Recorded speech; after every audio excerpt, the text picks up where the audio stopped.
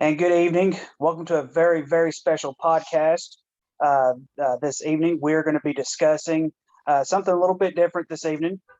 Usually, I am on the Nooner and Forest podcast, but today I am joined by an old friend of mine. We've known each other for a very, very long time, Mr. Josh Briggs.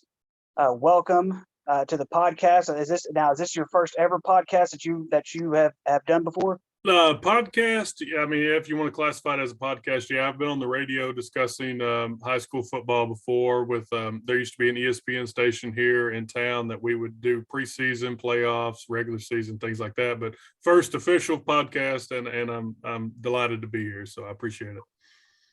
Yeah, and I wish they still had that ESPN radio that they had here. I know Fox took over for a while, and then I don't think they even have one anymore. I think they decided to go take their business elsewhere, which is okay. So here's the thing, Josh. Go ahead and introduce yourself a little bit. Of course, like I said, you kind of gave yourself a brief introduction. So Josh here, the good thing is, me and Forrest, we talk all the time about different topics and everything like that. Right. We get into it. We're big fans of football. One thing that he's been educating with me a little bit when it comes to high school football. Yes, we still keep up with a lot of Arkansas. I've kept up with Arkansas high school football for many years now. He is starting to educate me as far as Texas high school football goes because he lives on the Texas side. But this is a little bit different. So this evening, basically what we're going to be doing is we're going to dedicate this show to Bryant High School. And here's the thing, neither one of us went to Bryant High School. Right. My wife went to Bryant High School. We have friends that went to Bryant, people that we still talk to that went to Bryant. And I think this is something that I don't believe we've ever seen in Saline County. And this is something that needs to be called out, something that's going to be special. So, Briggs, I'm going to let you go ahead and take over from here. And so basically get us started. Like I said, 40-game winning streak in the state, 40-game winning streak in the state of Arkansas. They had that one loss. Right. I believe it was Longview. What was that, week 2, week 3, something right around in there? Yeah, it was very early in the season. And even though they lost that game, I mean, that's a huge testament to Bryant. They went down there, and it wasn't just a Texas team. Of course, we know Texas football is a powerhouse high school football state. But Longview, Texas was number 6 in the entire state at the time. And Bryant went down there and pretty much beat themselves. They lost by 3 with chances to win at the end. Turnovers cost them. Longview was able to shut down the very powerful running game. But a loss is a loss, but it didn't mean anything really to Bryant. It did snap a 30-game winning streak overall at that time. But you go out of state because no one in the state wants to play you non-conference except Benton and lose to the number 6 team in the state. Hey, that's a win in my book if I'm Buck James and the Bryant Hornets. Absolutely. And of course, Bryant's not the only one. And of course, Bryant, they're one of about 3 high schools I can think of off the top of my head who that no one wants to play them in a non-conference game. We saw, I think it was around, 3-4 years ago, we saw them. I think that's right around the time they were playing Fayetteville in state. They were playing Right. Bentonville West. And then all of a sudden, Bryant gets really, really good. Well, you don't want to expose your team early in the year, especially when we're playing against a team like Bryant, because you want to bring something that Bryant hasn't seen when you do play Bryant, because now they're at that point where everyone is going to give them their best, or at least try to give them their best because of the stature that they are. Absolutely. And if you think about it, in some ways, they're almost like the Alabama of high school football. They definitely are. And I talked to Buck James. I just talked to him earlier tonight. I was the newspaper editor here for the Saline Courier for 10 years. Bryant's been my beat since Buck got here. I followed Coach Paul Cowley, who's now at Southwest with Daryl Patton. It all comes back to Saline County with a lot of talent and everything here. But I've covered this team from whenever they were bad to the glory years of what we're living right now. And you hit on it a little bit earlier. Arkansas has never seen anything like this. Yes, we have the Pulaski Academies. We have the Shiloh Christians. Fayetteville's been there but didn't win it in all those years. We've never seen a team just absolute dominate. Bryant has been the number 1 team in the state of Arkansas on paper and on the field since winning the state championship in 2018, and they have not missed a beat.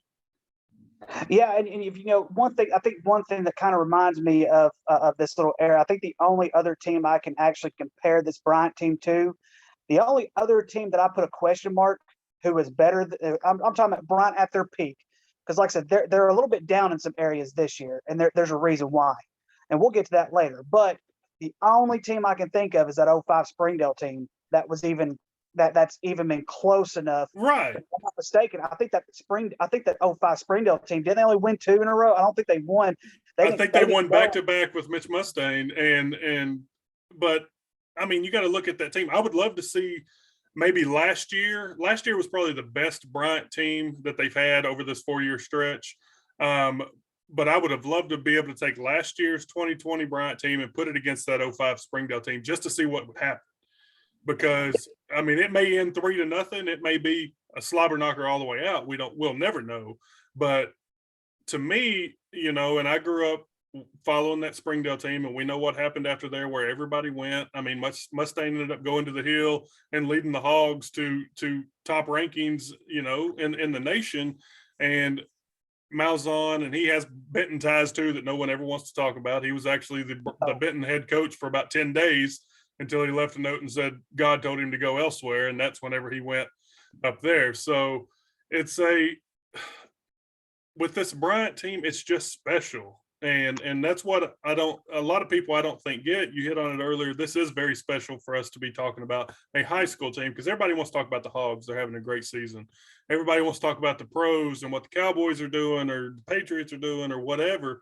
But getting to the high school level where it all starts, really, this is the cream of the crop. I mean, Bryant football is must-see TV, and with the new age and new era of computers and software, literally, I watch the game online every week, and you've got 500 people tuned in watching it live to a high school game. So, I mean, that means something, and it ought to mean something to these people that live in Sling County, because this is history that we're literally watching before us. Yeah, and of course, Pulaski Academy. We can even look at Pulaski Academy for a sec. Pulaski Academy's had its own special. Kevin Kelly is now coaching at Presbyterian, which, in my opinion, it's his first season there. I think he's going to eventually build that program up. At least I'm rooting for him to build that program up. But he also took Pulaski Academy from nothing, and he turned it into something. And if you look at, I believe they've won 6 of the last 7 state championships. And look, I don't want to knock anything. I don't want to knock anything off of what Pulaski Academy has done, because Pulaski Academy has almost to the extent of what Bryant has done. They've gone out of state and played higher classifications. They've played higher for classifications in state. And there are higher classifications that do not want to play Pulaski Academy in a non-conference. That's why you only see their non-conference game. I think the only non-conference game they had that I can think off the top of my head that was even close to their classification was Joe T. Robinson, and Joe T. Robinson's probably going to win the 4A state championship. They're that good. Right. I don't want to knock Pulaski Academy, but Bryant's in class 7A. 7A is like you said, it is the cream of the crop when it comes to high school football. It's better than the 6A classification, because if you look at the 6A classification, Benton up until this past week was the number 1 team. They had so much going for them, and Marion just caught them, at a hot streak.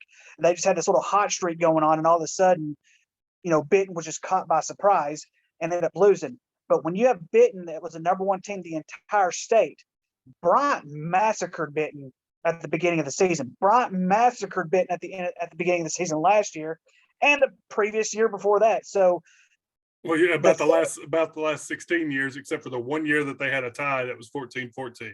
Exactly. And that I'm gonna tell you one thing. I mean, I think was the next. I think it was it the next year after the tie that the supposing shooting happened that ended up not being a shooting, or was that 2 years afterwards? And I was at the paper then, and that was just absolute chaos that night, because I was at the office waiting on it to come in, and I get a text from my sports editor who's covering Benton, and he's covered them for years, and says, "Hey, we're on lockdown. They've stopped the game. There may have been a shooting. People are going crazy." And then, of course, it hits the news. I can't remember. I think it was a couple of years after that. I want to say that was like 2017, 2018. May have been 2018, but I think you're right. I think it was 2018. The first year they won the state championship. Right. And you hit on PA. But the difference between PA and what Bryant does and nearly every other powerhouse school in the state does is PA is private school. They don't Yeah, have to abide by a lot of the guidelines whenever it comes to getting Hunter Henry in there or all the other people that they are able to use and build. And but the thing is, I don't care who you bring in, they still have to be able to play. And that's what I love about what Buck James has done since he got here 6 seasons ago, is he pretty much came into nothing. And you hit on Kelly going up there to Presbyterian. Do you know where his quarterback went to high school? Bryant. It's Ren Heffley. Ren Heffley is the one that led him to the 2018 state championship game. And see, and I did not know that until after he broke that FCS record. I think it was the first game he played. They scored like 4 points. I didn't know that. Like, I didn't know it was him.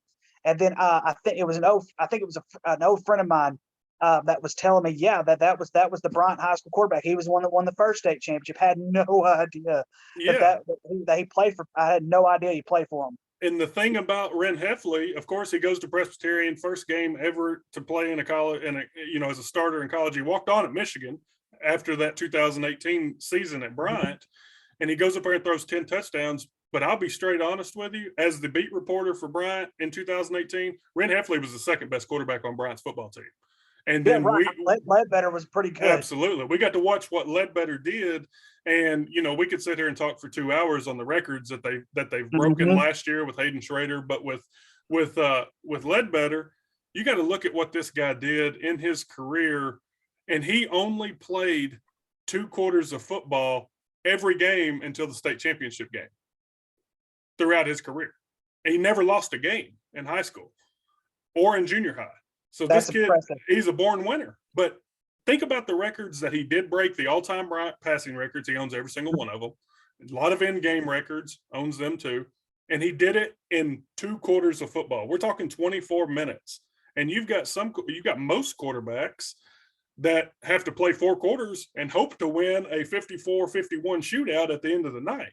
So that's where this Bryant team is so different than anything Arkansas has really seen. I mean, people want to go back and talk about the 60s and 70s with the Little Rock Central teams and the Hall teams of back in the day, and even Conway back then. But no one has ever seen what Bryant has doing on any caliber of any other team. And I say that with absolute 100% honesty. I do not believe anyone has seen what Brian is doing. And the last 3 years, every Thursday, I still write for the paper as a freelancer, even though I'm not there anymore. I do my picks every year. The last 3 years and this year, so 4 years in a row, I have picked Bryant from day one to win the state title. They're going to win it this year. It's going to be tougher than I think the past 2 years, and we'll get into what they have coming up because there's only 2 weeks left in the season. But what Buck James is doing is, it is absolutely amazing. This guy could be coach of the year every single year.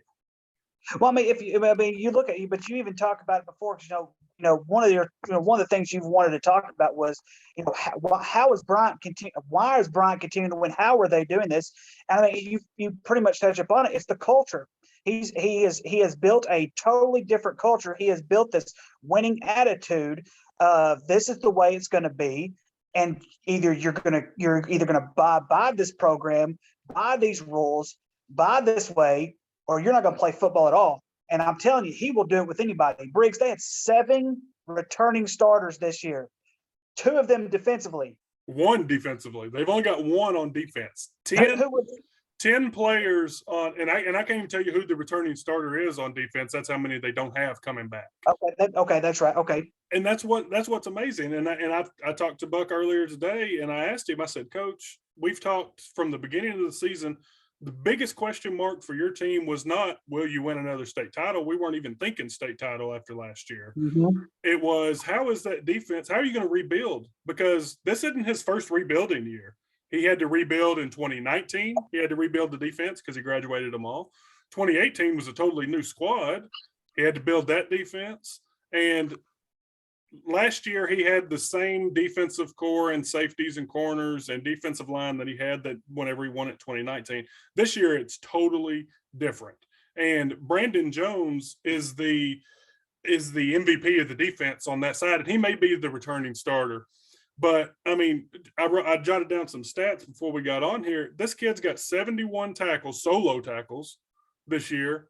He's got 16 of those are for loss, 9.5 sacks, including a total of 4 last week, 3 solo and 2 assists on the sacks last week against a very good Northside team. And he's got 21 quarterback hurries. That's what I love about this Bryant defense, is that there is absolutely no quit. And this is the first year that 10 of these guys have seen high school snaps in meaningful quarters. Now, whenever I was talking to Buck and I asked him, I said, Coach, how you do this? I mean, how did you rebuild this defense with Quad Sanders as your DC up there? I know he does a great job, but there's a coach for every single position on that field in Bryant's locker room. And but Sanders has the overall decision making with the DC, and he said, Josh, it's simple. He said last year these guys were here whenever we brought them up from 9th grade to 10th grade last year, but we only had to play 2 quarters of football in every game last year. So these guys saw the second half and got, I don't want to call it meaningful quarters or meaningful minutes. But it was significant. It was significant, yes. Absolutely. I mean, your team is, the mercy rule is in effect at halftime every single week last week until you get to the playoffs. And that one time they played Deion Sanders' team, which they ended up winning. But they still got the exposure of what high school football was that prepped them for this year to be the starters. And it's a domino effect, but a good one. You know, we think about the domino effect as being a bad thing. With Buck James's program and how he's done it since he was at Camden Fairview and Monticello and Star City, he's been everywhere, he's won everywhere, is that the domino effect is an uphill effect. It's not a trickle effect. So he breeds them from a young junior high and younger age all the way up and make sure that they are ready to perform. He was worried about the defense in the offseason. And he said that to me numerous times. He said just a couple of weeks ago, he said, Josh, if I knew that our defense was going to be this good this year, I wouldn't have stressed near as bad during the summer. And this defense is absolutely amazing. And they're so young. And that's what's great about Bryant football. Absolutely. Of course, one like I said, one thing, because like I said, that all goes back to the culture. It's like you said, he's working not just with the high schoolers, he's working with the younger ones. So if you recall, of course, I'm going to kind of compare situations a little bit, because you look at Benton High School, they're way far behind from where Bryant is right now. Oh, absolutely. But one thing Benton did that they should have done years ago, they got rid of the Future Panther program and they revamped it to something else. And that's kind of sort of, I think, what Bryant's kind of doing right now. So long story short, a guy that I used to work with at Arkansas Christian Academy when I was teaching there, he actually applied for one of the coaching jobs at Benton. This was in, I think, 2015 or 2016. And so I think they had just completed expanding that middle school building as well as that junior high building.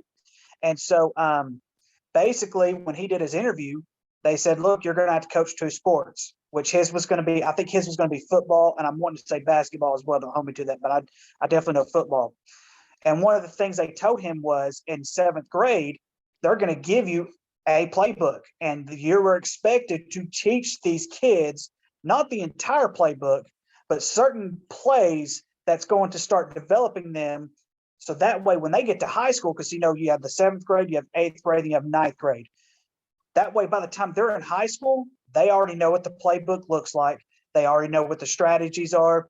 They already know what assignments they need, everything like that. They're already going to know what to do. And in some ways, it's paying off. But Benton, they're going to kind of lack talent in the next couple of years. And I'm a little bit worried about where Benton's going from here. But as far as Bryant goes, like I said, it's all about the culture. And I don't want to put words into anybody's mouth or anything like that. Callie was a coach right before Buck James, right? Or was there a coach between Callie and because I know Callie left Bryant to go to Grove after Red Parker died. Right. Yeah. Callie was at Bryant. It was Daryl Patton, and then Daryl left Bryant and went to Fayetteville, and Callie came in and took over the head coaching job. Callie was there, took over the head coaching job, and I want to say he was there 12, 13 years at Bryant. Very good, successful, winning team, never made it to a state finals, won over 200 games, this, that, and the other. He was a great coach. He's a great guy. He left there, went to Harmony Grove, took what he learned and instilled in those boys in Bryant and made Harmony Grove into a 3A powerhouse, believe it or not, and within just a couple of years. Now, they didn't do very much in the playoffs, but you go from starting a season in 2007 to in the playoffs just a few years later. I mean, come on, you know what I mean? And then he leaves there and follows Patton back to Bauxite whenever Patton comes from Fayetteville, goes to Bauxite, wins there, and now Patton and Callie are kind of in unfamiliar territory right now at Southwest, because Southwest has played. They didn't play all of their games last year due to COVID, but I want to say they've played 15 games. They've won one of them. I think they just got their first win this year, but they're literally starting with walking through the hallways and saying, "Hey, you look like you can play football. Let's start a high school team." So they weren't able to grow from the lower because Southwest has only been around 2 years. But and of course, going back, and yeah, you were very right on that. But going back to the point I was about to make, with Callie and with Daryl Patton. So a couple before they left for Southwest, I think it was their final year at Bauxite. It was the final year Bauxite and Glen Rose played each other. I remember they did a radio interview on the Buzz, and I'm not saying this is the sole reason why Bryant's culture. I'm not going to sit here and put, like I said, I'm not going to sit here and put words in anybody's mouth.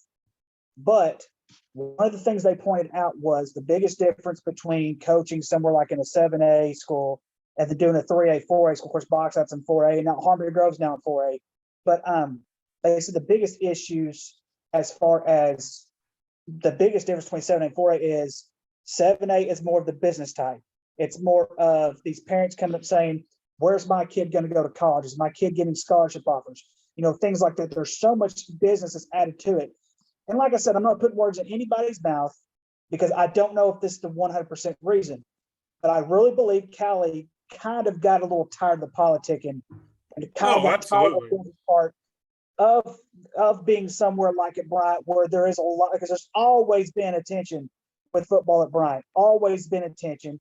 And so, but when you get somebody like Buck James, who invests in these, who has invested, it seems like he's invested more time in these kids than he is worrying about the outside tensions of the politics and the business part of Bryant. It seems to me that winning culture, like I was talking about, and I'm not saying Callie didn't do any of that. That's not what I'm saying. But I think to a certain extent, I think he kind of got tired and wanted to do something different, like going to Harmony Grove, which was a great job at the time, considering that you got a guy like Red Parker, you know, God rest his soul, who had built Harmony Grove from the ground up until that point of his passing. And so, like I said, though, the culture, when you have a winning culture and you continue to build it the way that Buck James has built it, and it's not just that, you got to have so many pieces. It's not just the coaching that you have to have pieces, and it's not just the players. You got to have these parents sewed into your program. You got to have the administration sewed into your program. I mean, you and I both came, of course, I went to Bauxite in 9th grade, but you and I were both Harmony Grove prodigies. How many times did we see administration? Of course, back then Harmony Grove was a basketball school. How many times? How involved was the administration in that basketball program at Harmony Grove? How many times did we see them at games? Even after Billy Henley graduated, Mr. Henley was still at ball games. Right. I mean, he was still investing a lot of time. And that's what Bryant has done. He has put this program together. These kids have bought into it. The parents have bought into it. The administration has bought into it. All these pieces are coming together. And that's why Bryant is continuing to win the way they are. And they're able to develop these kids. I heard about this one kid that I read up. Let me get it. I wrote his name down. Let me get his name right. Oh, goodness gracious. Where is this? Let's see here. He's a sophomore. Gideon Moats. Have you ever heard of him? Oh, yeah, Gideon. I mean, he led the junior high team. He was expected to be, honestly, whenever the season ended last year and we were losing Ledbetter and we were losing a lot, you know, there was still high hopes because you're coming off the high of winning a championship that Bryant can still do something next year, but there was a lot of missing pieces. Quarterback was one of them. So preseason gets here. I call Buck James. I'm doing stories for the paper to, you know, get the fans, let them know what's going on inside the Bryant Hornet program. And I asked Coach, and I said, Coach, let's talk about Gideon Moats. And he stops me and he said, hold on. He said, we got 3 quarterbacks out of the blue. He said, we have 3 quarterbacks that could potentially play every single night, could potentially be on the field all at the same time because they can all do different things. Gideon is he can do everything, but Gideon did not get the starting job, as we can see. Carson Burnett is your starter this year. And, whenever we were in high school, if you were the upperclassman, senior, junior, you probably started. That's not the case here. And I'll tell you what I mean on how the grade that you're in does not matter at Bryant High School. It's whoever can win the game, whoever puts forth the effort to go out and get the victory is who is going to play. And that's what I love about Buck James is he don't care he don't care what color you are, how tall you are, how big and fast you are. He cares about your drive, your will to win, and are you coachable? And so if you're coachable, you're gonna play. And see, and that's where I go back to the politics of it. He doesn't care about the politics. He doesn't.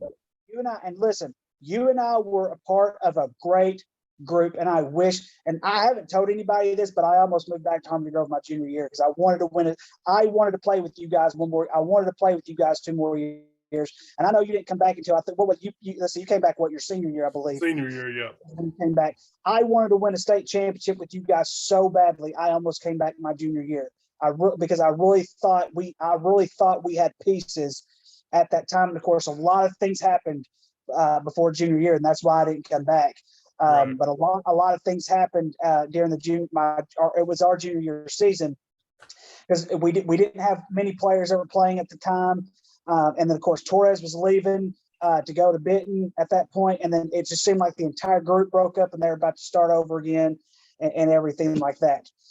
But I go back to politics. As great of a group as we had, and I'm not going to name names, but our coaches, they had to deal with some politics while we were up there. Oh yeah. Oh, absolutely.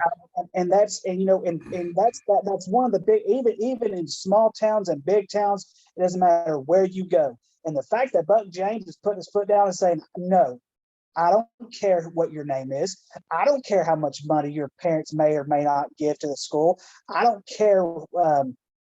I don't care about any of that. I care who is going to win this football game. If you don't want to win the football game, I'll go down to 9th grade. I'll bring them up. If they're going to win me a football game, hey, I'll play a 9th grader over you. And that's the kind of attitude that you have to have, especially when you're at a school like Bryant that may or may not have a little bit of business and politics to go along with it. Let's just be honest with you, they probably do. And so but that's just the kind of culture you have to build.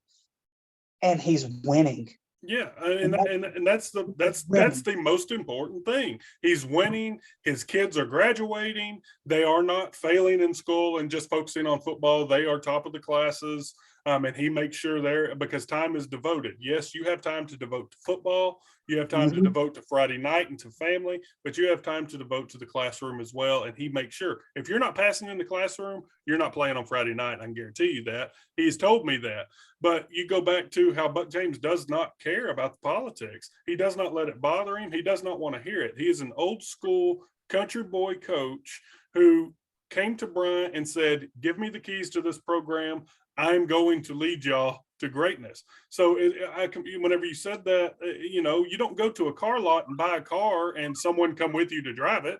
You have to, if you're going to let me run something, let me run it the way I run it. If I fail at it, then we can make adjustments. Buck James has not failed since he's at anything since he got there. And the man's lost, just going into his personal life, the man has lost over 100 pounds because he instilled in his kids. He said, if I'm going to have these kids cut weight and put on muscle, I'm going to do it myself. I'm going to show them that I am right beside them. And whenever I showed up to the first game of the year this year, technically second game, I didn't go to the Salt Bowl. And I looked at him, I was like, golly, coach, almost didn't recognize you. This man's lost over 100 pounds. And so he is not only sitting back on the sidelines, blowing the whistle and coaching and yelling at the kids. He is literally in the weight room with them. He is conditioning with them. The only thing he's not doing is taking snaps under center with his players. but he is there. He is 100% bought in. He is their biggest fan, their biggest cheerleader, and possibly, other than Red Parker and Paul Cowley, the greatest football coach I've ever personally spoken to. Yeah, and like I said, like I said, all those things are great, and then of course, I'm sure he's not very old, is he? No, I mean, Lord, if he watches this and I put an age on it, he'll probably call me. So I don't know how old his is. I know his stepson just graduated last year, and so I mean he's not very old. He's got plenty of football life left in him for sure. And Bryant's where he wants to be. I don't see Buck James in any other color but blue. So yeah, and of course, and like I said, I don't either, because I've always wondered, because it's like because he's basically almost done everything that you can do as a high school football coach, like right now. Oh yeah, he has nothing to prove. I mean, you can compare him to Brady. Why does Brady play? Brady has nothing to prove. He's won everything. Buck James has won every award that you can win. His assistants have won the Broyles Awards. He's got 3 rings, fixing to get a 4th. There's nothing to prove. He's not doing it to prove anything. He's doing it because he loves the sport of football. Absolutely. But like I said, I don't. Where else? I mean, that's the thing, though. You can't go anywhere else in Arkansas and do what he's already done, because he's already done it. I mean, the only thing I could ever see him doing is maybe doing what Kevin Kelly did and take his talent to the college level, maybe. I mean, I don't see him going out of state to like a big Texas school or anything like that. Alabama has a few big schools that a few big powerhouses down there, but it's like I said, though, unless he just wants to do something like that, the guy's going to be there forever until he's ready to retire. And right. So, like I said, the sky's the limit on how many state championships this guy can win. And then let's be honest. Eventually, this winning streak is going to come to an end. And absolutely. Here's the thing. And I'm telling you, when it does come to an end, the first thing he's going to look at his players, and he's going to say, "Look, we lost tonight. We may not have a championship, but it's okay. Oh yeah. Tomorrow the sun's going to wait, unless the good Lord decides to come back. Tomorrow morning the sun's going to come up, and it's going to be another day that we can find a way to get better." And he just seems like he's that type of a guy. And absolutely. He's the most down-to-earth person you could ever meet. But his whole coaching staff is the same way. Kirk Buck, who won multiple titles at Bryant on the baseball field, is Buck James's offensive coordinator and his best friend. They played against each other in high school, played against each other in college, have known forever. And the first person that Buck James called whenever he took the job at Bryant was Kirk Buck, and said, "Come be my OC and let's go win this thing." Where did Buck James go to school? Oh man, I'd have to look back at stories. I don't know exactly where he went to school. I've seen it before, and I just lost my train of thought on where he went to school. I can't remember off the top. I don't want to blurt out some school and be totally right. Wrong, especially the geography area. I talked to Kirk Buck at the beginning of the season. I did a story on him because he is the man behind the machine that is that offense. And I asked him, and he said Buck has been football driven since he could barely walk. And he said playing against him in college and in high school, you knew this man was going to do great things. And he said you cannot go anywhere in the state of Arkansas or the surrounding areas that someone does not know who Buck James is, because he's made a name for himself. And you hit on, would he leave and take a small college job, or leave and go to a bigger high school somewhere else out of state because it doesn't get any bigger than Bryant? I say no, but you can't tell me he probably hasn't had offers. You don't win 2 state championships in a row in 7A and don't get offers. You dang sure don't win 3 and not get offers. And after 4, they're gonna be like, "Coach, what?" I mean, the same questions we're asking right now. What more can he do? And there's nothing more he can do. Just keep winning. That's all I want Coach to do, is just keep winning. And I wonder how many offers. How many what? I wonder how many offers Kevin Kelly had before he took Presbyterian over the summer. Oh Lord, countless. I mean, got to be countless, because the only thing I think that would have stopped Kevin Kelly from getting bigger offers is his style of football, because he does not play anything traditional. They throw, catch, and run, but it's not traditional football. Very risky style. And here's a random question, because you mentioned the softball a while ago. I have this huge opinion that of course, like I said, I think I put it on Facebook here a while back. Why are they still doing the Salt Bowl? Man, it's there's a lot more than a football game whenever it comes to the Salt Bowl. So every year, both schools compete in a peanut butter drive for Feed the Hungry. So all week long, it's a huge rivalry. If Benton's doing it, Bryant don't want to do it. If Bryant's doing it, Benton don't want to do it. So it's more than a rivalry on the football field. It's a rivalry everywhere. And the thing, people ask that all the time, but they forget that Benton used to dominate Bryant. Bryant used to be nothing. They used to be the size of Harmony Grove or smaller. And when Benton was a powerhouse, and now the tides have shifted for about the last 2 decades. But that's not to say that it won't come right back around. Bryant cannot always be this good. We know that. Good things do not always last forever. But you look at here's a prime example. You look at Dan Mullen, 3 New Year's Six Bowls in a row, has one horrible season, and Florida canned him. Yeah, I mean, and anything could happen. And of course, that stuff like that. I mean, you can not have a winning season ever in your high school career as a coach, and they're going to keep you. And you see that happen all the time. But it's just you say, why do they keep the Salt Bowl? There's a lot of money in that goes to the schools. It's not political, in my opinion. But the pep rally beforehand, the lead up to that game, you have all summer to think about it. The boys who want to play it, but the Salt Bowl is technically the football game, but then you have the Saline County Showdown with the basketball teams every year, and now it's gotten into where baseball and softball play each other, and it's trickled down all the way through every single sport, and it's just more and more hype for the schools and the fans, and it's a beautiful thing to watch. Even though Bryant wins every single year, I tried some reverse psychology a couple of years ago and just tried to pick Benton to win.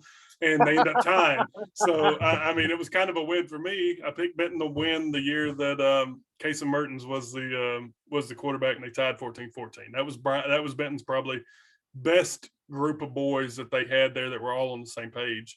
And but you just can't touch Bryant. And people in Benton hate that, and they get tired of hearing about it. But when a team's won 3 state titles and fixing to go win a 4th, I mean, come on, let's give them some credit. I don't care if you're wearing blue or maroon. You got to give Buck James and his squad credit for what has been done all across the state. Absolutely. Of course, you brought up a point a while ago that, they're not going to be this good forever. You can't be, that good for, or anything like that. Look at Bauxite. So back when I was in school, we had a huge playoff streak going on. There was only one time, I think, in the 90s, they didn't make the playoffs, but it was because they played an ineligible player and had to forfeit the playoff or whatever it was. But between, I believe it was 2011 until last year before last, they didn't go to the playoffs at all. Right. And they had about a 19-year gap where they didn't go to the playoffs at all. And I'm telling you this, Briggs, I remember like it was yesterday. One of their coaches, who I'm still good friends with, really sat in time. Because I asked him one time, I said, do you think Bauxite's basketball could be good? Because we had no support in basketball, man. That's why we were always terrible. We had zero support when it came to basketball. We couldn't go to camps, do anything. And I asked him, I said, do you think Bauxite's going to be good at basketball one day? And he goes, nope. Bauxite is a football school. They will always be a football school. And not long after he said that, we brought in some other coaches, and we had different. He brought in Ben Madison. Ben Madison. Not only did we bring in Ben Madison, we brought other coaches in. The administration changed. We had a principal who loved basketball. We had a principal. My senior year, he'd come in our locker room all the time just to try to get us pumped up, ready to go, because our conference was so freaking tough going up against giant Little Rock Christian and PA every freaking night. It was terrible. Yeah. But I mean, it just, like I said, so it's kind of flip flop. And now basketball sucks again. We're just going to put it that way. I'm going to leave it like that. You hit on Bauxite's tough years playing football. And I understand it. I actually covered them for a few seasons there. I became very good friends with Coach Shane Clancy. But and people wanted to blame Clancy for that. And he had some personal stuff in his life that he was dealing with his children and stuff. And he still deals with that daily. But you can't put that on the coach there. But you got to look, where is Shane Clancy now? He is on the sidelines of Bryant football. And he is a huge, huge part of why they're winning. and a huge part of why that Exactly. defense and offensive line clicks. And he's very football minded, very smart, and a great coach. And Buck James will tell you the exact same thing. My little brother loved Shane Clancy and still thinks to this day that Shane Clancy was the best coach that he had that coached him at Bauxite. So that's very, very good. Man, we could sit here and we could discuss this. I mean, Bryant, it's just so significant. So, I mean, this is history that we're going to be able to tell our grandchildren one day, and hopefully we'll live long enough to have great grandchildren. But Right. let's get into the meat of it, man. So North Little Rock. So if we go back into history, who is the last team in the state of Arkansas to beat Bryant? It was North Little Rock. There's North Little Rock. It was during the season of 2018.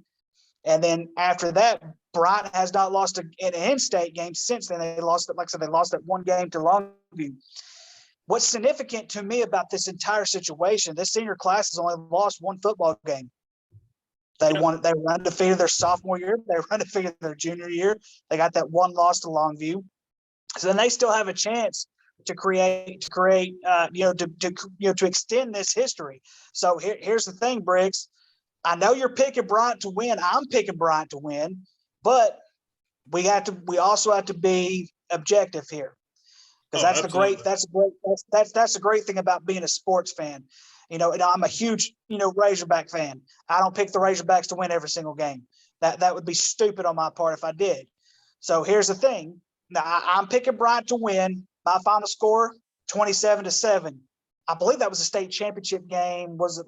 No, 2 years ago, it was 27-7. I'm picking that same score again. But here's the thing, though. What, in your mind, what do they have to do to make sure they don't get upset by North Little Rock?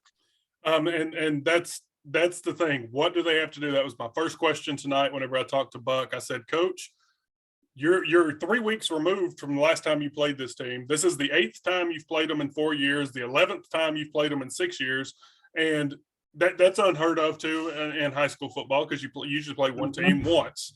And they're playing this North Little Rock team for the 8th time in 4 years. And I said, Coach, me and you both were at the last game. They shut down your running game. They shut you down, and that is your go-to all season long, which is a little different than past years. But he said, well, Josh, you said it. He said, we have to be able to run the ball. If we can't run the ball, we can't pass the ball.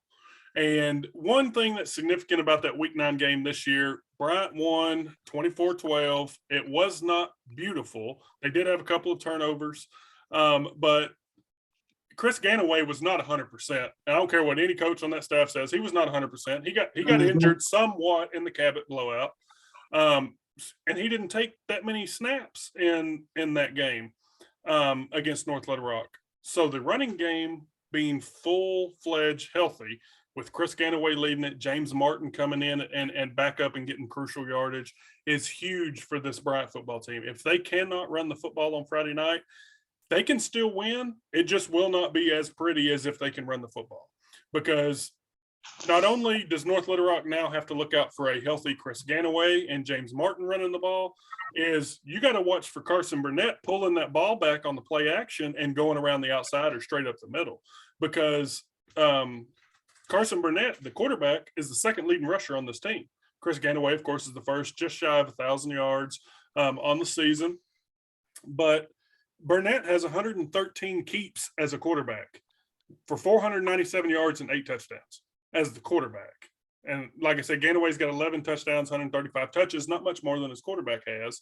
So Bryant has to be able to run the football, run it effectively, figure out how to get through that Little Rock defensive front, which pretty much stopped them last time out. And if they can do that, this game could be over in the first half, honestly. Now, North Little Rock's very good, but they're not as potent on offense as they are defense, and Bryant's has a very potent offense. Right. North Little Rock, this is the statistics that I have. North Little Rock, Bryant passed for 200 yards. They rushed for 98.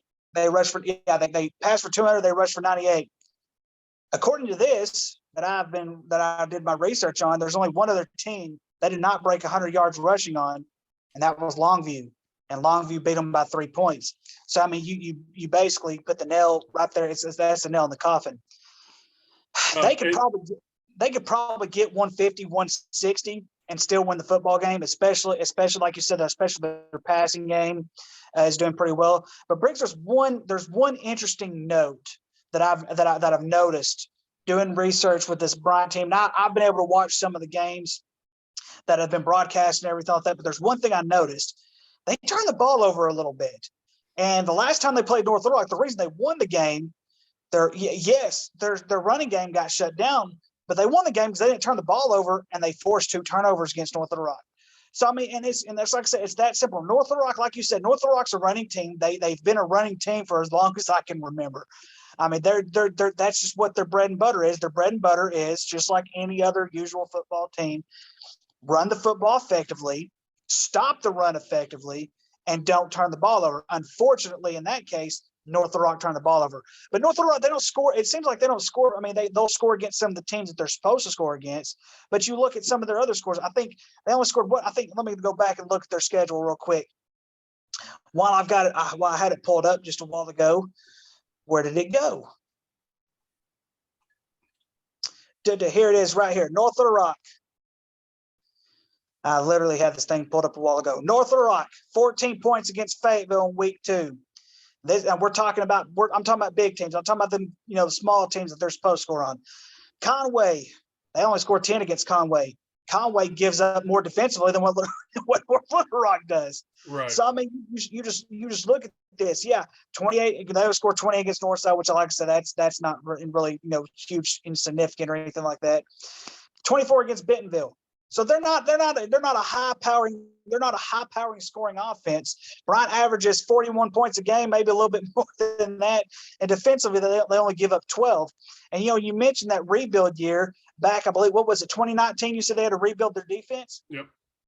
As far as scoring defense goes, according to the statistics, that's the best defense they've had.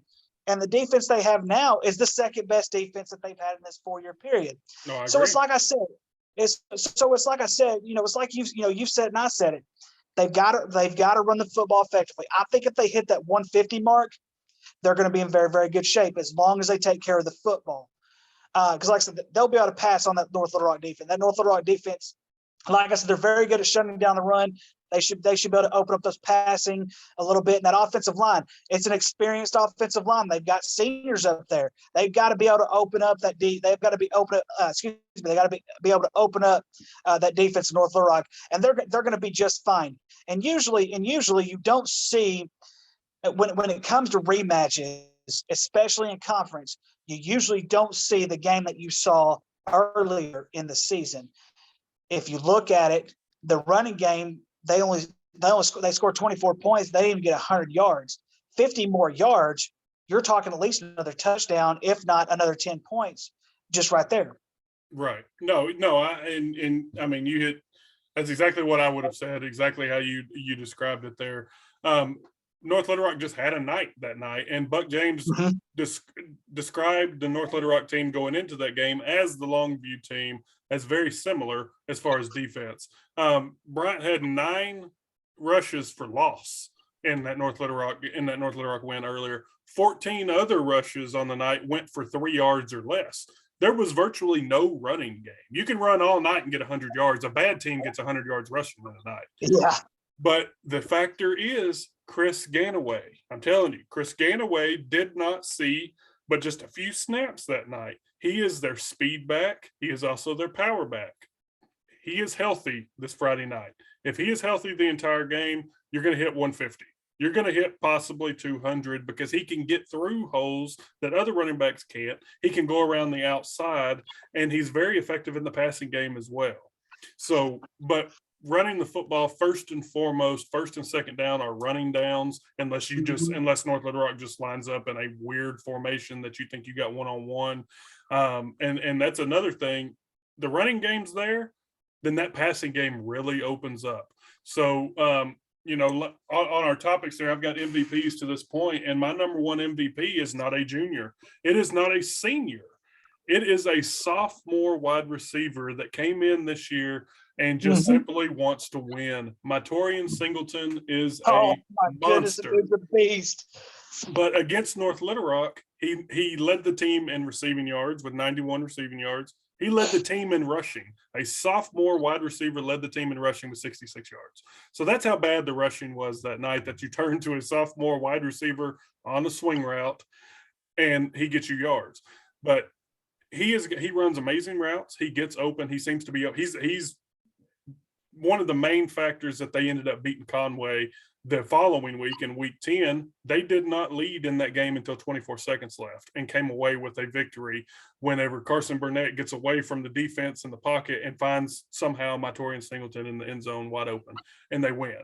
So Singleton will be a key figure to watch. Jordan Knox, Blake Everett, Robert Hendricks. I mean, you can name weapons on Bryant's team all day long, up and down the lineup, kids that don't even really get to play that can come in and produce.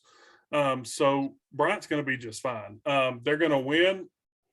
I've got them. I've got them picked by 17. I think. I think that may be a little much, but I think they are so hyped after last week's win at North Little Rock, and then or at home against Northside, and then coming in and being able to play this North Little Rock team. This is a rivalry. This is brewed. You don't play a team 8 times in 4 years and it not be a rivalry, especially when Bryant's won the last 6.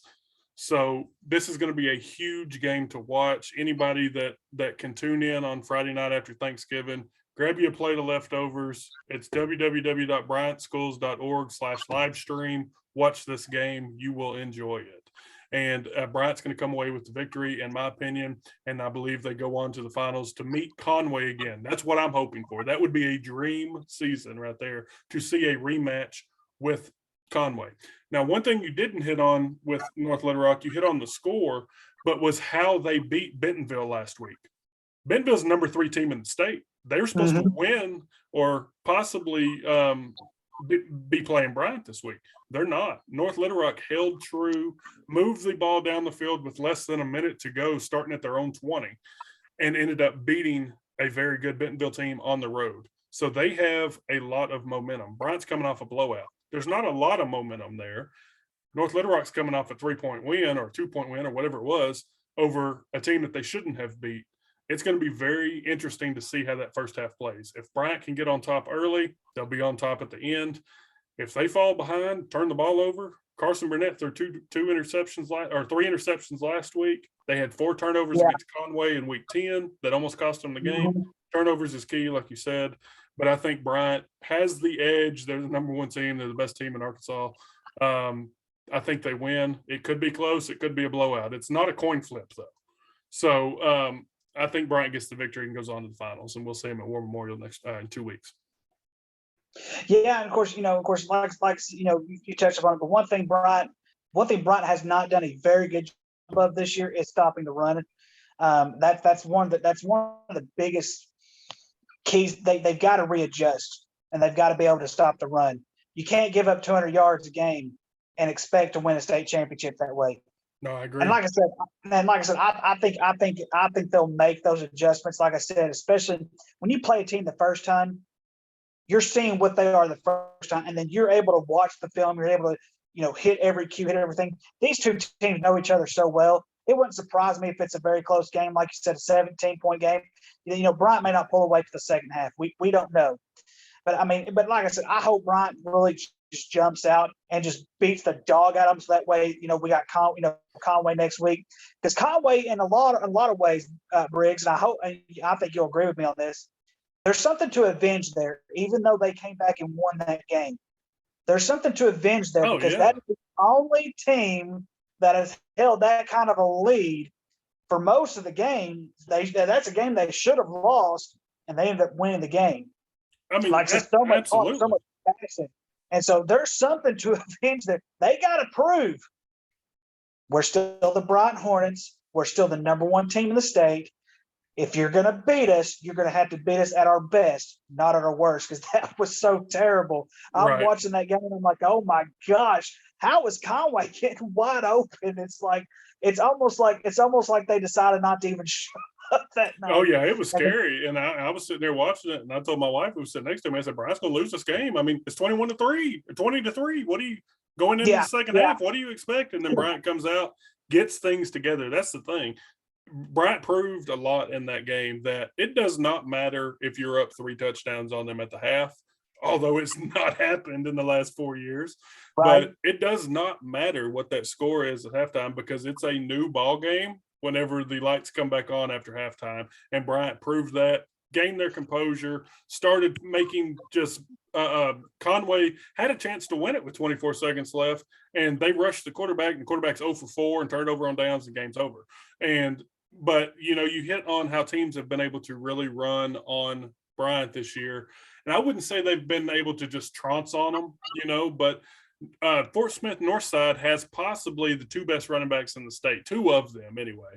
Mhm. And Bryant shut them down not only last week, but in week 4 of the season, just absolutely shut them down. If you can shut those 2 guys down, you've done something. And Buck James says it after everything, but it all goes back to Brandon Jones.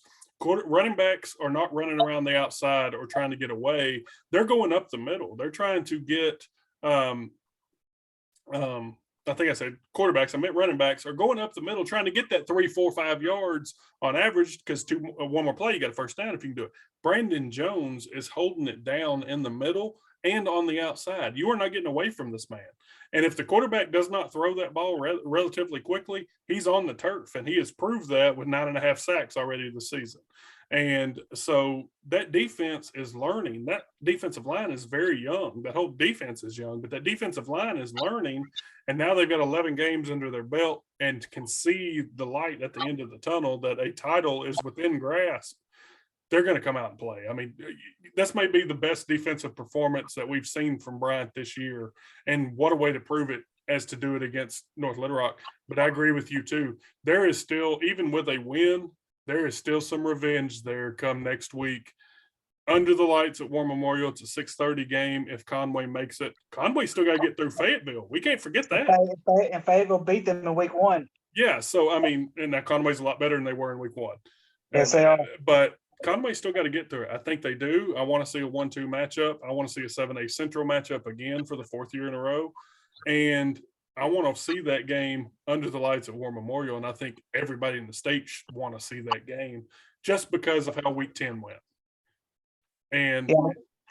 Bryant is out. But see, I'm a superstitious person. It's similar to what happened in week 9 in 2018 against Bryant. North Little Rock was no match for Bryant. I mean, Bryant was no match for North Little Rock in 2018 week 9. Their last loss in state.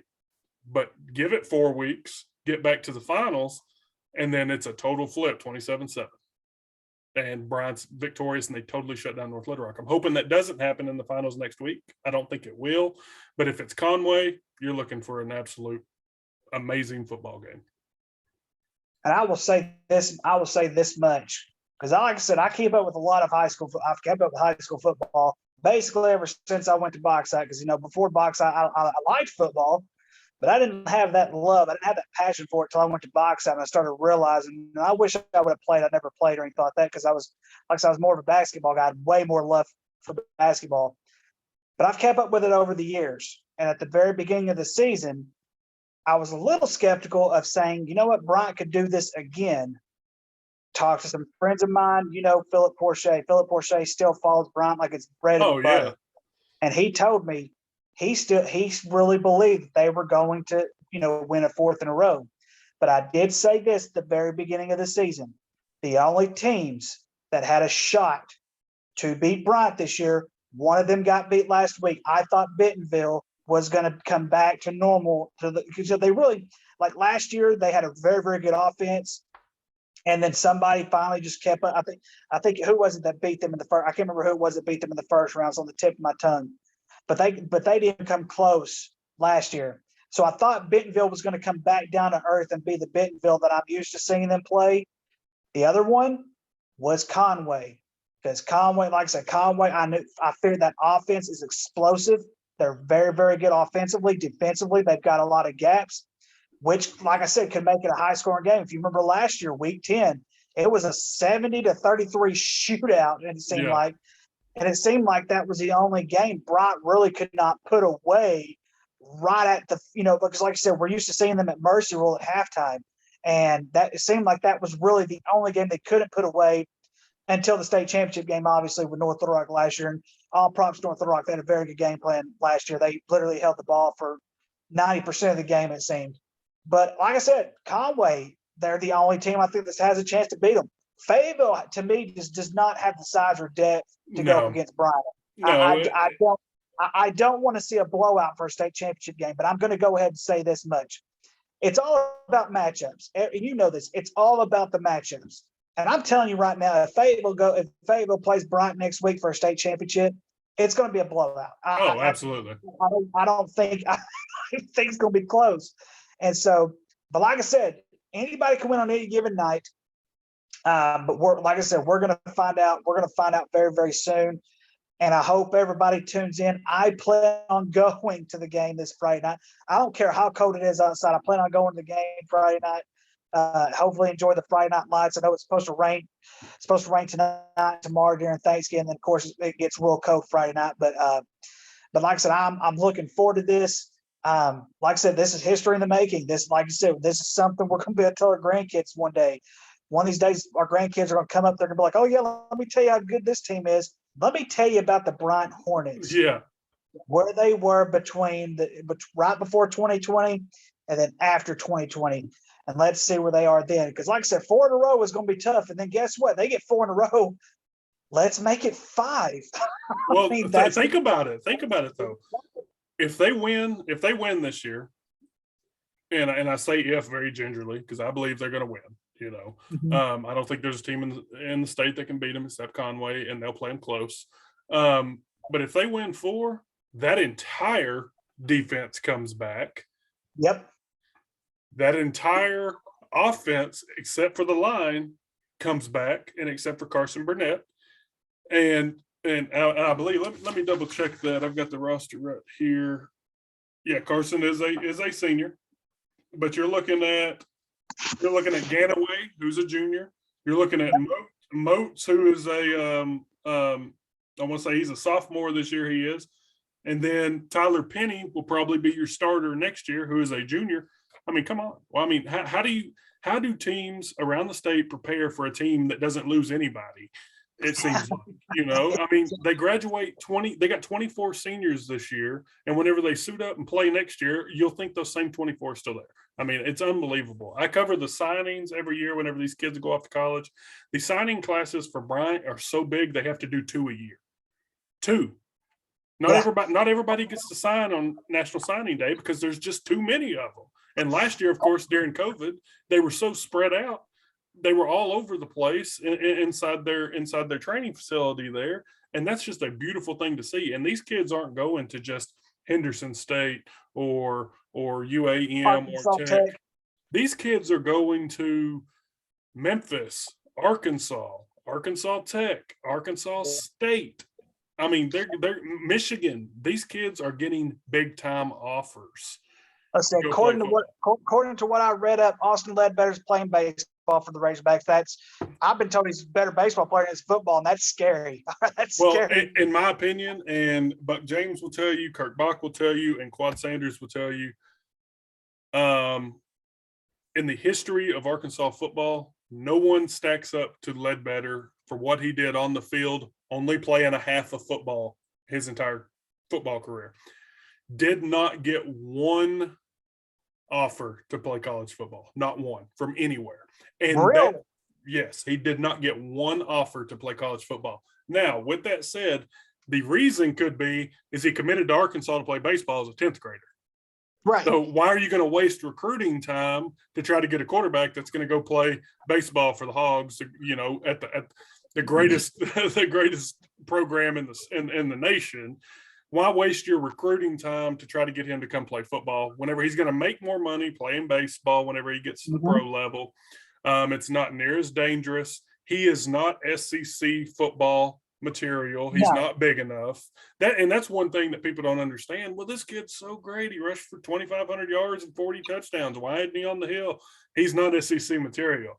You don't see Arkansas kids, aside from Darren McFadden, going to the hill and playing running back. They turn them into defensive players or tight ends or things like that. But I mean, and that's the thing with Ledbetter. I am so proud of that kid. I've talked to him personally numerous times, but what he's going to do on the baseball field is unbelievable. I mean, I can't wait to watch him there. And Yeah, I'm looking forward to it. Bryant has a rich history that in any given year, you can almost suit up 6 to 9 players from Bryant to play hog baseball. And these kids, Blaine Knight is in the Baltimore Orioles. I mean, Travis Wood.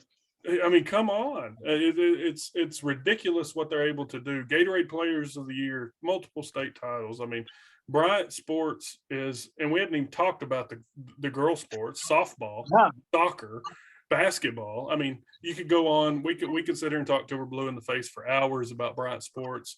It's amazing. I know Benton people don't want to hear it. They would have already tuned out of this as soon as they realized that it was Bryant.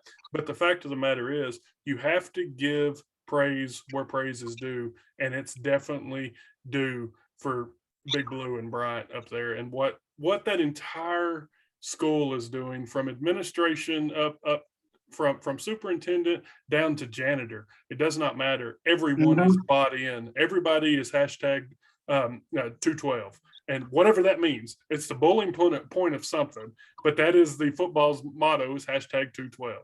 And you see it everywhere. You see Proud Hornet signs. You see, it's just a beautiful atmosphere. And we have not lived it for the last 4 months. We've lived it for the last 4 years and could potentially live it for the next couple of years. Bryant's not always going to be good. We've already said that.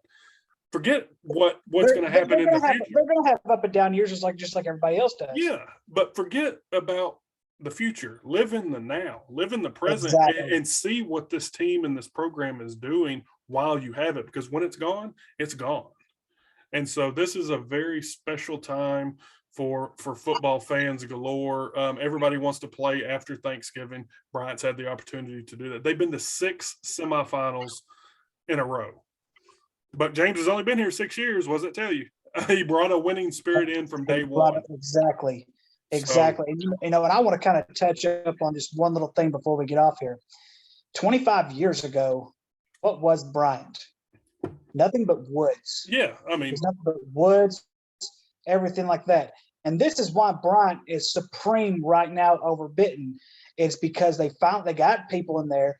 They had politicians that came in, a little bit of politicians. I'm not saying it was all political, but they had politicians, they had people, they had school board members, they had administration that came in and they said, "Hey, we're growing. We're going to knock some of these businesses that came in." As soon as Walmart came up, it seemed like within a blink of an eye, Bryant became what it is right now. This huge populated area. And it could be even bigger. Something that I don't know if you know this or not. You probably do because you work for the Carrier. But several years ago, there was even a plan to put something like a Verizon Arena somewhere right around here in Bryant. And the county turned down the tax, and that's why they never got it up. We were supposed to get Bass Pro. We were supposed to get Bass Pro. You were right about that. But if you look at this, you look at the city of Benton, and I'm not like I said, I love the city of Benton. I live in the city of Benton. Great. Tom Farmer's a great mayor. The Benton School District, they have their own agenda, their own objectives, and they're playing catch up right now. But they could be in the same situation that Bryant is right now if they didn't have so many old folks who wanted to keep it the exact same way, the exact same time, and just instead of growing and changing your culture, they want to keep it small. They want to keep it the same. They didn't want to grow the district. They didn't want to increase the millage or anything like that. And of course, and you and I got to, our junior high coach Jerry Chumley's been there forever, coaching the girls. He can't get anybody else in there because they don't want to grow anymore. But they're getting there slowly but surely. They are getting there. And maybe one of these days, Benton will hang with Bryant in the football game. I'm just so sick and tired of seeing these blowouts. If it's a rivalry, I expect a rivalry game. That's just how I am. I mean, well, you're not going to see it for a few years. One thing I will hit on, and then we can get off of here. One thing that I am afraid, and I've said this for a few years now, Bryant is absolutely ginormous. So as Yes. far as school population, I mean, I don't know how they got 7 or 8 elementary schools, maybe more than that now. My thing that I'm afraid of that you're going to see is exactly what Bentonville did. Bentonville West. They're I gonna, mean, at some point they're going to they're gonna have to split. split. I mean, And and that is. I hope they do not make that same mistake, because here's the thing. Now Bentonville has been a little bit relevant. Bentonville West had a couple of good years, but what about Springdale? yeah, Harbor had 1, 2 good seasons, I think, if I could think of off the top of my head. But Springdale hasn't been the same since they split them up. So no. I really hope and pray that they don't make that mistake and split them up. I know it'd be a huge school, but oh man, I don't want to even think about it, to be honest with you. But at the same time, you have to think about it because everybody else is doing it. Yeah, Like you said, and I mean, you have to do it because it costs so. And I've seen the budget every year for what Bryant has to a just lot of pay their money. employees. But I mean, my lord, if you split up, then you get more, and How from many? state funding and stuff like that. So I mean, I'm hoping it's not for another 10, 15 years because I don't. While we're in this run with football, I don't want to see it. And they just built a new arena. You would be talking about starting all over so soon. I don't think it's coming Mhm. anytime soon. But eventually, maybe whenever our kids are born and we're grandparents, that you're going to see Bryant east and west or north and south or whatever. Fort Smith had to do the same thing. You got north side, Fort south Smith, side. I yeah. mean, and it's a crazy thing to think, but Lord, don't let it happen anytime soon because Bryant is on a roll, and it's a joy to watch. But Anyway, yeah, of course, and and I'll go ahead and and you kind of add on, um, with Brian and everything. Look at the high school. When they built that high school, from my understanding, they were expecting it to be able to fit a lot of people, and it hardly fits. I don't even think it fits half the school. it's huge. No, it's a huge building. It's a And lot of they it's a lot don't of brick and mortar. There's not many classrooms in that thing. I've no, been not all at over it. all. I mean, And it's crazy. I don't know. I don't. I well, don't. I mean, I just it's like I said. Could we just go? Of course, we could say overall as a school, what you think Bryant is probably? I'm talking not just sports, academics, administration. You write for the paper. You've talked to many. You think they're the best school in the state? Uh, I mean, they're close. I mean, they're up there, and their testing proves that as far on the academic side. But the thing with what goes in my opinion, what goes into making a school the best school in the state is what all is offered to the children. Exactly. Whenever we were in school, we had our same schedules that we knew what we was doing next year. There was really we could be in the band, play basketball, do baseball, stuff like that. But now you've got fishing teams, you've got debate club and quiz bowl and Robotics. robotics. Oh my gosh, the robotics school there. You have electronic e-gaming and Bryant has the number one player in the world there. I And did not know that. it's what kind of world do we live in, And we haven't been out of school that long, 15 years. Yeah. And but the way that it's come, so what Bryant does is they are constantly putting stuff in. Whenever you watch the games on Friday night on live stream, that's all students doing that. They have a newspaper, they have a huge media department that is all student driven. Their drama club, drama department over there at Love Auditorium, it's ridiculous in a good way of what they offer the children. So in my opinion, if I want to send my student to a school, I want to see what they offer. You can literally be anything at Bryant. That's not taking anything away from the smaller schools that can't afford that. Harmony Grove can't afford that. Glen Rose can't afford that. Bauxite can't even afford that. Well, Glen Rose isn't even growing. Right. Well, Benton has that stuff. They just don't quite have the population yet because Bryant's right there. I always call it the lower half of Little Rock because it just bleeds in, Yeah. And Bryant's got everything going for it. They have a great administration. I mean, I can't say enough about their administration from top to bottom is phenomenal, and I know a lot of them there. But yeah, I would put them definitely in top 5 schools. I'm not a very knowledgeable on the upper half of Northwest Arkansas schools and what they offer and things like that, over Jonesboro way or anything. But Central Arkansas, definitely number one in Central Arkansas and South. But it's a great school, and they have literally everything going for them. Well, I can tell you this much because, like I said, I've got sources around the state here and there, and I've got, you hear things on the radio, and things like that. Springdale has a pretty good school district, and Jonesboro's getting there, but they're not quite there yet. They're kind of like bitten. They're kind of playing catch up. But then again, if you look at it, beside Paragold's actually getting to the point. Paragold has 2 5A schools. They don't want to combine them into one 6A school or anything like that, because technically, I think Paragould has a little bit more population than what Jonesboro does, but they consider Jonesboro, I guess, the capital of Northeast Arkansas for whatever stupid reason. But Right. like I said, there's a lot of it, but just to see, like I said, just to be a part of this and just see what Bryant's doing, it blows my mind, and I know it blows your mind too. I'm rooting for these guys to. I'm rooting for these guys to bring a 4th one in a row. But Briggs, man, it has been good. It's been good to do this. I'm glad we did this. And like I said, and hopefully those who the potential listeners that are out there, hopefully you'll listen to this. Hopefully you'll tune into the Bryant football game. Briggs, that's all I got, man. Anything else? Hey, man, that's all I got. Have me on anytime. It's been a pleasure. I appreciate it. And you take care. Have a happy Thanksgiving. Yes, sir. You have a happy Thanksgiving as well. To all of our potential listeners, you all have a happy Thanksgiving as well. And hopefully we'll do this again soon. All right. Yes, sir. See you later. Yes, sir.